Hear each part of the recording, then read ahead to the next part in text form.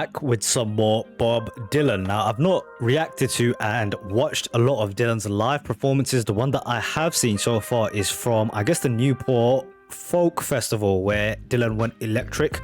A pretty electric performance, if you ask me. It was a really cool piece of history, but this is another opportunity to see this man live. And so this performance is from the Rolling Thunder tour. Now, it's actually a track called Isis that is from an album called Desire, which some people have told me was a little bit of the wilderness period for Bob Dylan after his success in the 60s. He had this period where he was trying to find himself. He was doing some funny things like putting on face paint and stuff on his face when he was doing live performances. So I think we're going to be seeing a little bit more of that. This is a donator suggested track by Hampus B. So here we go. Let's check out this live performance. Here we go. This is the live footage of Bob Dylan with the track Isis. I do have the lyrics up to help me follow along too, since it is my first listen. Here we go.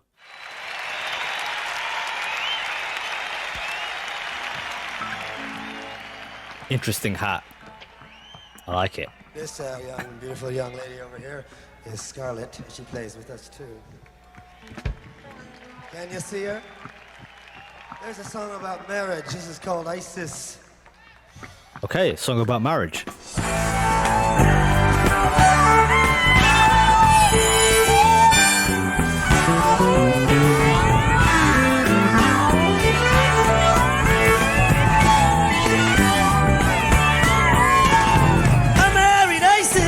On the 5th day of May, but I could not hold on to her very long.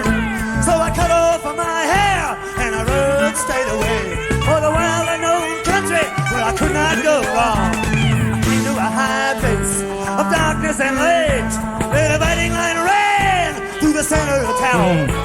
I hitched up my pony through a post on the right, went into a laundry to wash my clothes down. Okay, interesting. So this period of time is, I think, where his divorce with his wife Sarah was going on, and it kind of coincides with this kind of wilderness period of Dylan. That track Idiot Wind I heard from Blood on the Tracks was a really, really kind of seething, angry track, obviously dedicated to his wife. Now, Isis, the name of the track, I was thinking beforehand, is he talking about the Egyptian Isis, which I guess he is, who is in like Egyptian mythology represents femininity, I think. So it's an apt name. So more kind of ideas or writing, I guess, about love and being heartbroken. Poor Bob.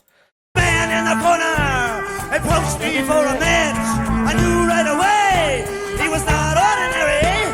He said, "Are you looking for something easy to catch?" I said, "I got no money, man." He said, "That ain't necessary."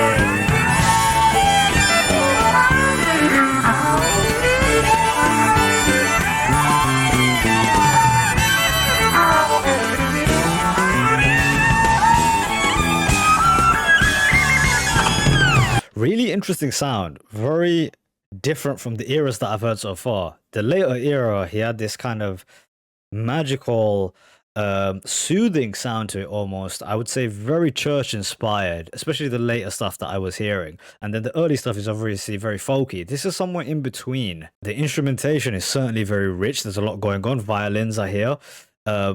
Also, the video footage seems to be spiced up from some different things. I think the dude was saying in the description that he was having some copyright issues, so you might be seeing some other footage spliced in. Regardless, this bit of Dylan, I wanted to understand, why is he with the mask? What's that going on? Why is he doing this? I guess it ties into the idea of him being heartbroken, and maybe the song will let us know more. But I've always been curious. I've seen images of this. Why has he got this face painted in white? What is it supposed to represent? I set out that night for the cold in the north. I gave him a blanket, and he gave me his word. I said, "Where are we going?" He said, "We'll be back by the 4th. I said, "That's the best news that I've ever heard." I was thinking about turquoise, thinking about gold, thinking about diamonds, and the world's biggest necklace as we rode through the canyons, through the devilish cold. I was thinking about Isis, how she thought I was so reckless. Oh, we know that one day we would meet up again. Things would be different the next time we win. Oh, we could hang on and just be her friend. I still can't remember all the best things she said. I I really like this performance style. If you ask me what he's doing with the face mask, I think it's some kind of like a way to break out of the character of Bob Dylan, or who he, I guess, represented to a lot of people. Obviously, with all this profound success he had in the 60s and people looking at him as this icon, what do you do?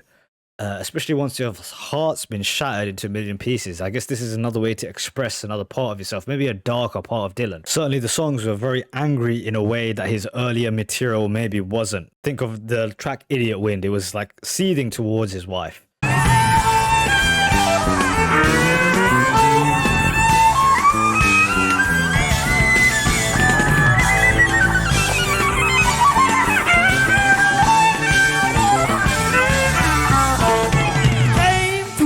It's all embedded in ice. He said there's a body that I'm trying to find.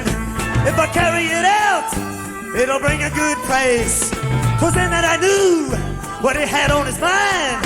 By the wind it was howling and the snow was outrageous. We chopped through the night and we chopped through the dawn.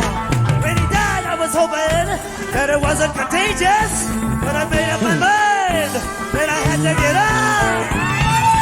Okay, let's try and figure out what the hell has been going on in the story. I've been kind of focusing on the context and what he's wearing and whatnot and the performance aspect of it, but which has been very interesting for sure. But what's he going on about in the story? If you ask me, it looks like it's about a story of a guy who finds himself lost after losing his bride.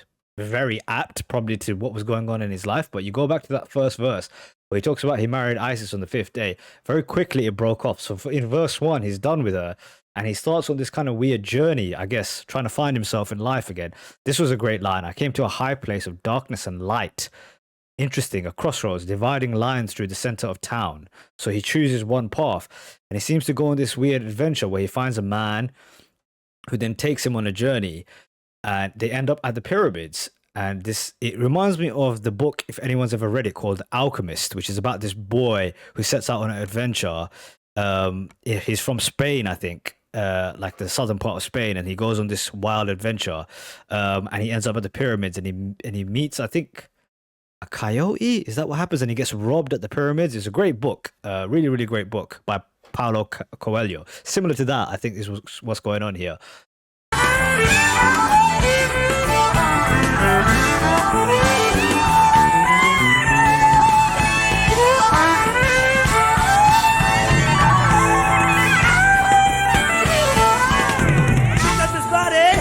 And I dragged him inside, threw him down in a hole, and I put back the cover. I said a quick prayer, just to feel satisfied. And I went back to find Isis, just to tell her I love her. She was there in the meadow where the creek used to rise, blinded by sleep and in need of a bed. I came in from the east with the sun in my eyes.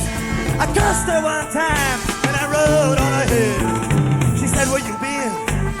I said, no place special. She said, you look different. I said, well, I guess. She said, you've been gone. I said, that's only natural. She said, you're gonna stay. I said, if you want me to. Yeah!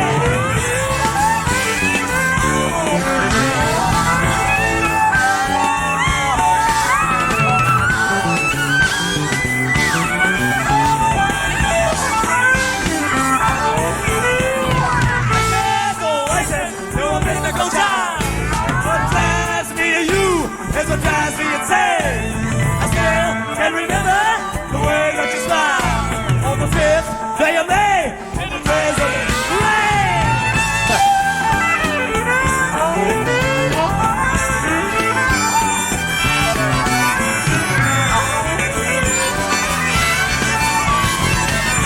Great bass line.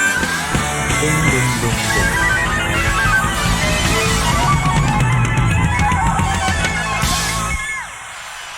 Wow. Great performance. Okay, a lot of interesting takeaways from this one. This is like, I guess Dylan in this era was like going for absurdity. Am I wrong about that? This is like his absurd era, theatrical, if you will, where he's kind of putting on almost a character, maybe to reveal another side of himself. You know, it's almost like being in this performance allows him to then channel all these other new emotions which his regular music didn't allow him to channel, because it's very theatrical in a way that I don't think early Dylan would have done. It seems almost out of character in a good way. And when I say absurd also in a good way, it's just like strange, like what's with the makeup and stuff. But again, it's all part of the artistry, I guess, that is Mr. Dylan, that he can think of doing something like this to break the ideas people have of him in order to tell this new story, which was a really interesting one. I didn't love the song, if I'm being honest with you, but the writing as usual is dazzling. I did notice this, the wind, it was howling and the snow was outrageous. I thought that was definitely a reference to All Along the Watchtower, and there is this kind of weird mystical nature to this track, similar to how that song was. He ends up killing the dude and burying him back in the tomb like a pharaoh would be, only to return to his girl with sort of this new version of himself, which is probably a sort of metaphor for what he felt like was going on, maybe with his wife. Maybe it doesn't have to be so personal, but certainly I think the music is reflecting the ups and downs of his life at the time. Really interesting track. As that last verse I thought was pretty brilliant as well. Oh Isis, you mystical child, that what drives me to you is what drives me insane. So you're good for me and you're bad for me at the same time. I still can remember the way you smile on the 5th day of May in the dazzling rain. So I guess also exploring feelings that he might still have for her. Really interesting track. I'm glad I checked this one out. Catch you guys on the next one. Peace.